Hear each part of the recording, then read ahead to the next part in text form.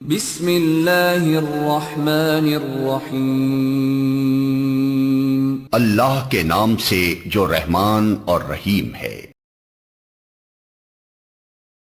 اللہ نے عیسیٰ علیہ السلام کو زندہ آسمان پر کیوں اٹھایا تھا؟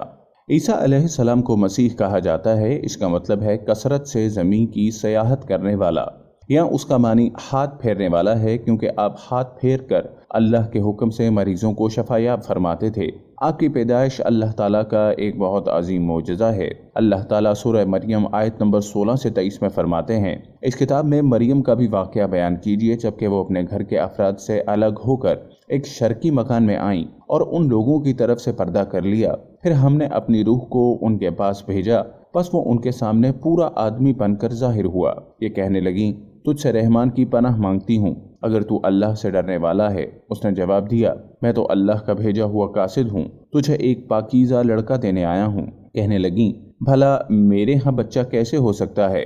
مجھے تو کسی انسان نے ہاتھ تک نہ لگایا اور نہ میں بدکار ہوں۔ اس نے کہا، بات تو یہی ہے، لیکن تیرے پروردگار کا ارشاد ہے کہ وہ مجھ پر بہت ہی آسان ہے۔ ہم تو اسے لوگوں کے لیے ایک نشانی بنا دیں گے جو اپنی خاص رحمت۔ یہ تو ایک طے شدہ بات ہے۔ پس وہ حمل سے ہو گئیں اور اسی وجہ سے وہ یکسو ہو کر ایک دور کی جگہ چلی گئیں۔ پھر درد ذاہ اسے ایک کھجور کے تنے کے نیچے لے آیا اور بے ساختہ زبان سے نکل گیا کہ کاش میں اس سے پہلے ہی مر گئی ہوتی اور لوگوں کی یاد سے بھول بسری ہو جاتی۔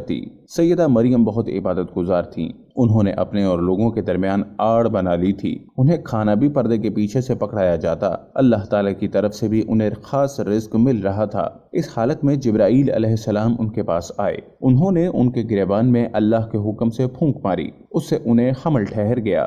ولادت کا وقت آیا تو آپ لوگوں سے بہت دور یعنی بیت الحلم چلی گئیں۔ وہاں انہیں درد ذاہ شروع ہوا، تب کہنے لگیں، کاش میں اس سے پہلے مر جاتی۔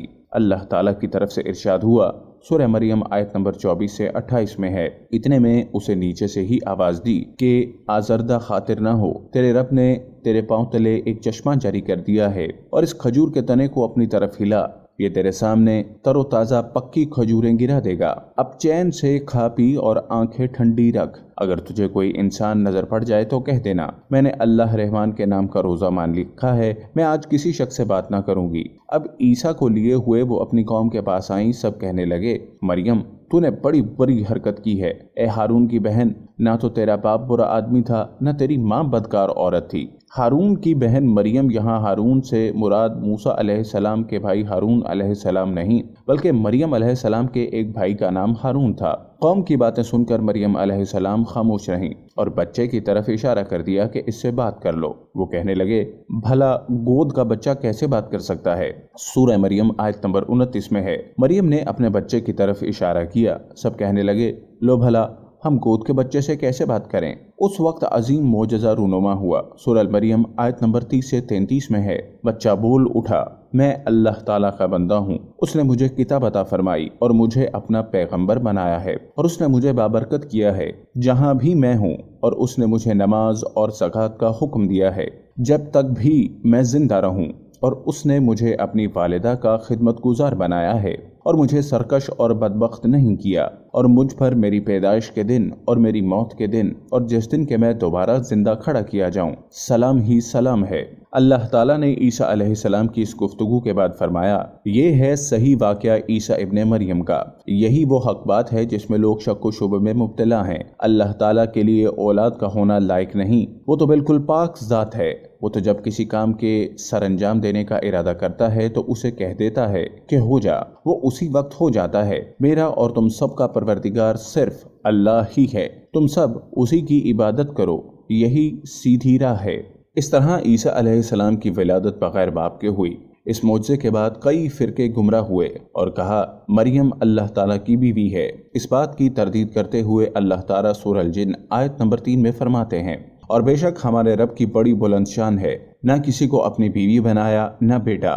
اللہ تعالیٰ سورہ المائدہ آیت نمبر 72 سے 74 میں فرماتے ہیں، بے شک وہ لوگ کافر ہو گئے جن کا قول ہے کہ مسیح ابن مریم ہی اللہ ہے، حالانکہ خود مسیح نے ان سے کہا تھا کہ اے بنی اسرائیل، اللہ ہی کی عبادت کرو جو میرا اور تمہارا سب کا رب ہے۔ یقین مانو کہ جو شخص اللہ کے ساتھ شریک ٹھہراتا ہے اللہ تعالیٰ نے اس پر جنت حرام کر دی ہے، اس کا ٹھکانہ جہنم ہی ہے اور گنہگاروں کی مدد کرنے والا کوئی نہ ہوگا۔ وہ لوگ بھی یقیناً کافر ہو گئے جنہوں نے کہا اللہ تین میں سے تیسرا ہے، دراصل اللہ تعالیٰ کے سوا کوئی معبود نہیں۔ اگر یہ لوگ اپنے اس قول سے باز نہ رہے تو ان میں سے جو کفر پر رہیں گے انہیں المناک عذاب ضرور پہنچیں گے۔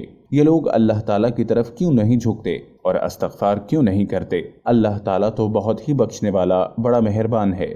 سورہ المائدہ آیت نمبر 75۔ مسیح ابن مریم سوائے پیغمبر ہونے کے اور کچھ بھی نہیں، ان سے پہلے بھی بہت سے پیغمبر گزر چکے ہیں۔ ان کی والدہ ایک راست باز عورت تھیں، دونوں ماں بیٹا کھانا بھی کھایا کرتے تھے۔ آپ دیکھیے کہ کس طرح ہم ان کے سامنے دلیلیں رکھتے ہیں، پھر غور کیجئے کہ وہ کس طرح پھرے جاتے ہیں۔ اللہ تعالیٰ نے ان آیت نمبر 72 سے 75 میں عیسائیوں کے عقیدے کا رد کیا ہے، کیونکہ وہ مریم اور عیسیٰ علیہ السلام کو بھی اللہ کا حصہ مانتے ہیں۔ سورہ الاخلاص میں بھی ان کے عقیدے ان الفاظ کا رد کیا گیا۔ آپ کہہ دیجئے وہ اللہ ایک ہے، اللہ بے نیاز ہے، نہ اس سے کوئی پیدا ہوا اور نہ وہ کسی سے پیدا ہوا اور نہ کوئی اس کا ہمسر ہے۔ لوگوں نے جب مریم علیہ السلام پر تہمت لگائی، انہیں بدکار کہا، تب اللہ نے فرمایا، سورہ نساء آیت نمبر 156 میں ہے، اور ان کے کفر کے باعث اور مریم پر بہت بڑا بہتان باندھنے کے باعث ہم نے ان پر لعنت کی۔ اس طرح سورہ آل عمران آیت نمبر 59 میں اللہ تعالیٰ فرماتے ہیں، اللہ کے نزدیک عیسیٰ کی مثال خوبہو آدم کی مثال ہے، جسے مٹی سے پیدا کر کے کہہ دیا کہ ہو جا، پس وہ ہو گیا۔ عیسائیوں کا عیسیٰ اور مریم علیہ السلام کے بارے میں یہ بہت بڑا جھوٹ ہے کہ عیسیٰ علیہ السلام اللہ کے بیٹے اور مریم اللہ کی بیوی ہیں۔ اللہ تعالیٰ سورہ المریم آیت نمبر 88 سے 95 میں فرماتے ہیں، ان کا قول تو یہ ہے کہ اللہ رحمان نے اولاد اختیار کی ہے، یقیناً تم بہت بری اور بھاری چیز لائے ہو۔ قریب ہے کہ اس بہتان کی وجہ سے آسمان پھٹ جائیں اور زمین شق ہو جائے اور پہاڑ ریزہ ریزہ ہو جائیں کہ وہ رحمان کی اولاد ثابت کرنے بیٹھیں۔ رحمان کے لائق نہیں کہ وہ اولاد رکھے۔ آسمانوں اور زمین میں جو کچھ بھی ہے یہ سب اللہ کے غلام بن کر ہی آنے والے ہیں۔ ان سب کو اس نے گھیر رکھا ہے، وہ سب کو پوری طرح گن بھی رکھا ہے۔ یہ سارے کے سارے قیامت کے دن اکیلے اس کے پاس حاضر ہونے والے ہیں۔ اللہ تعالیٰ سورہ الانعام آیت نمبر 101 میں فرماتے ہیں، وہ آسمانوں اور زمین کا موجد ہے، اللہ تعالیٰ کے ہاں اولاد کہاں ہو سکتی ہے، حالانکہ اس کی کوئی بیوی تو ہے ہی نہیں، اور اللہ تعالیٰ نے ہر چیز کو پیدا کیا اور وہ ہر چیز کو خوب جانتا ہے۔ اسی طرح اللہ تعالیٰ سورہ زخرف آیت نمبر 81 میں فرماتے ہیں، آپ کہہ دیجئے اگر بالفرض رحمان کی اولاد ہوتی تو میں سب سے پہلے عبادت کرنے والا ہوتا۔ مطلب یہ کہ تم بغیر کسی دلیل کے ایسی بات کہے جا رہے ہو۔ عیسیٰ علیہ السلام پرورش پاتے رہے، آپ کی پرورش بیت اللحم میں ہوئی، آپ نے بچپن میں ہی کافی علم حاصل کر لیا، کیونکہ آپ کو اور آپ کی والدہ کو اللہ تعالیٰ نے جہان والوں کے لیے اپنی قدرت نشانی ٹھہرایا تھا۔ اللہ تعالیٰ سورہ المومنین آیت نمبر 50 میں فرماتے ہیں، اور ہم نے ابن مریم اور ان کی والدہ کو ایک نشانی بنایا اور ان دونوں کو بلند و صاف قرار والی جگہ اور جالی پانے والی جگہ میں پناہ دی۔ علماء کہتے ہیں کہ مریم علیہ السلام بیت الحلم سے بیت المقدس کی طرف روانہ ہو گئیں۔ بیت المقدس کے پاس ایک اونچی جگہ تھی، اس میں پانی کا چشمہ تھا اور پھل بھی تھے۔ عیسیٰ علیہ السلام بڑے ہو گئے، ان میں علم و حکمت اور اصلاح کی علامات واضح ہو رہی تھیں، لیکن ابھی تک آپ کی نبوت نہیں تھی، یہاں تک کہ آپ کی عمر 30 سال ہو گئی۔ تب اللہ تعالیٰ نے آپ کو انجیل عطا فرمائی، اس کے بعد آپ نے اللہ کے رسول کی حیثیت سے دین کی دعوت شروع کی۔ اللہ تعالیٰ سورہ مائدہ آیت نمبر 46 میں فرماتے ہیں، اور ہم نے ان کے پیچھے عیسیٰ ابن مریم کو بھیجا جو اپنے سے پہلے کی کتاب تورات کی تصدیق کرنے والے تھے، اور ہم نے انہیں انجیل عطا فرمائی جس میں نور اور ہدایت تھی، اور وہ اپنے سے پہلے کتابوں کی تصدیق کرتی تھی اور پرہیزگار لوگوں کے لیے سراسر ہدایت اور نصیحت تھی۔ اکثر مفسرین کا اس پر اتفاق ہے کہ عیسیٰ علیہ السلام کو 30 سال کی عمر میں انجیل عطا کی گئی، ساتھ ہی اللہ تعالیٰ نے انہیں عظیم معجزات عطا فرمائے۔ سورہ آل عمران آیت نمبر 48 اور 49 میں اللہ تعالیٰ فرماتے ہیں، اور اللہ اسے لکھنا اور حکمت و تورات اور انجیل سکھلائے گا، اور وہ بنی اسرائیل کی طرف رسول ہوگا کہ میں تمہارے پاس تمہارے رب کی نشانی لایا ہوں۔ میں تمہارے لیے پرندوں کی شکل کی طرح مٹی کا پرندہ بناتا ہوں، پھر اس میں پھونک مارتا ہوں تو وہ اللہ تعالیٰ کے حکم سے پرندہ بن جاتا ہے، اور اللہ کے حکم سے میں مادرزاد اندھے کو اور کوڑی کو اچھا کر دیتا ہوں اور مردے کو جلا دیتا ہوں، اور جو کچھ تم کھاؤ اور جو اپنے گھروں میں ذخیرہ کرو میں تمہیں بتا دیتا ہوں۔ اس میں تمہارے لیے بہت بڑی نشانی ہے اگر تم ایماندار ہو۔ اس طرح عیسیٰ علیہ السلام بنی اسرائیل کی طرف مبعوث ہوئے۔ تمام نبی کسی خاص قوم کی طرف مبعوث ہوئے ہیں، جبکہ نبی اکرم صلی اللہ علیہ وسلم تمام انسانوں اور جنوں کے لیے رسول بنا کر بھیجے گئے۔ یہ آپ کی خصوصیات میں سے ایک امتیازی خصوصیت ہے۔ اللہ تعالیٰ نے عیسیٰ ابن مریم علیہ السلام کو عظیم معجزات عطا فرمائے۔ پیدائشی اندھا بینا ہو جائے، کوڑی کا کوڑ دور ہو جاتا، برس والے کے جسم سے ہاتھ پھیر دیتے تو اس کا برس ختم ہو جاتا، مٹی کے پرندے بنا کر پھونک مارتے تو وہ اڑنے لگتے۔ لیکن سب سے بڑا معجزہ اللہ تعالیٰ نے آپ کو یہ عطا فرمایا کہ آپ نے اللہ کے حکم سے مردوں کو زندہ کیا۔ سورہ آل عمران آیت نمبر 50-51 میں ہے، اور میں تورات کی تصدیق کرنے والا ہوں، اور جو مجھ سے پہلے ہیں میں اس لیے آیا ہوں کہ تم پر بعض وہ چیزیں حلال کر دوں جو تم پر حرام کر دی گئیں، اور میں تمہارے پاس تمہارے رب کی نشانیاں لایا ہوں، اس لیے تم اللہ سے ڈرو اور میری فرما برداری کرو۔ یقین مانو کہ میرا اور تمہارا رب اللہ ہی ہے، تم سب اسی کی عبادت کرو، یہی سیدھی راہ ہے۔ لوگوں نے تمام نشانیاں دیکھیں لیکن پھر بھی کفر پر ڈٹے رہے، عیسیٰ علیہ السلام کی تکذیب کرتے رہے۔ اللہ تعالیٰ سورہ آل عمران آیت نمبر 52 میں فرماتے ہیں، مگر جب عیسیٰ نے ان کا کفر محسوس کر لیا تو کہنے لگے، اللہ کی راہ میں میری مدد کرنے والا کون ہے؟ حواریوں نے جواب دیا، ہم اللہ کی راہ کے مددگار ہیں، ہم اللہ پر ایمان لائے اور آپ گواہ رہیے کہ ہم تابعدار ہیں۔ سورہ صف آیت نمبر 14 میں اللہ تعالیٰ عیسیٰ علیہ السلام کی زبانی فرماتے ہیں، انہوں نے ایمانداروں کو مخاطب کر کے کہا، اے ایمان والو، تم اللہ کے مددگار بن جاؤ، جس طرح مریم کے بیٹے عیسیٰ نے حواریوں سے فرمایا کہ کون ہے جو اللہ کی راہ میں میرا مددگار بنے؟ حواریوں نے کہا، ہم اللہ کی راہ میں مددگار ہیں۔ پس بنی اسرائیل میں سے ایک جماعت تو اسلام لے آئی اور ایک جماعت نے کفر کیا، تو ہم نے مومنوں کی ان کے دشمنوں کے مقابلے میں مدد فرمائی، پس وہ غالب آ گئے۔ اس کے بعد اللہ تعالیٰ نے دین عیسوی کو یہودیوں کے مذہب پر غالب کر دیا۔ جب لوگوں نے کفر کیا اس وقت صرف حواری آپ پر ایمان لائے تھے، ان کی تعداد صرف 12 تھی۔ بعد میں اللہ تعالیٰ نے دین عیسوی کو مکمل طور پر غلبہ عطا کر دیا۔ حواری ایمان ضرور لائے تھے لیکن ان میں کسی قدر تردد تھا۔ اللہ تعالیٰ سورہ المائدہ آیت نمبر 111 سے 115 میں فرماتے ہیں، اور جب میں نے حواریوں کو حکم دیا کہ تم مجھ پر اور میرے رسول پر ایمان لاؤ، انہوں نے کہا، ہم ایمان لائے، آپ گواہ رہیے کہ ہم پورے فرما بردار ہیں۔ وہ وقت یاد کے قابل ہے جب حواریوں نے عرض کیا، اے عیسیٰ ابن مریم، کیا آپ کا رب ایسا کر سکتا ہے کہ ہم پر آسمان سے ایک خوان نازل فرما دے؟ آپ نے کہا، اللہ سے ڈرو اگر تم ایماندار ہو۔ وہ بولے، ہم یہ چاہتے ہیں کہ اس میں سے کھائیں اور ہمارے دلوں کو پورا اطمینان ہو جائے اور ہمارا یہ یقین اور بڑھ جائے کہ آپ نے ہم سے سچ بولا اور ہم گواہی دینے والوں میں سے ہو جائیں۔ عیسیٰ ابن مریم نے دعا کی کہ اے اللہ، اے ہمارے پروردگار، ہم پر آسمان سے کھانا نازل فرما کہ وہ ہمارے لیے یعنی ہم میں جو اول ہیں اور جو مابعد ہیں سب کے لیے یہ خوشی کی بات ہو جائے اور تیری طرف سے ایک نشان ہو جائے، اور تو ہم کو رزق عطا فرما اور تو سب عطا کرنے والوں سے اچھا ہے۔ حق تعالیٰ نے ارشاد فرمایا، میں وہ کھانا تم لوگوں پر نازل کرنے والا ہوں، پھر جو شخص تم میں سے اس کے بعد کفر کرے گا تو میں اس کو ایسی سزا دوں گا کہ وہ سزا دنیا و جہاں والوں میں سے کسی کو نہ دوں گا۔ یہ اللہ تعالیٰ کی سنت ہے کہ جب منہ مانگا معجزہ آ جائے اس کے بعد بھی لوگ کفر کریں تو وہ تمام لوگ ہلاک کر دیے جاتے ہیں۔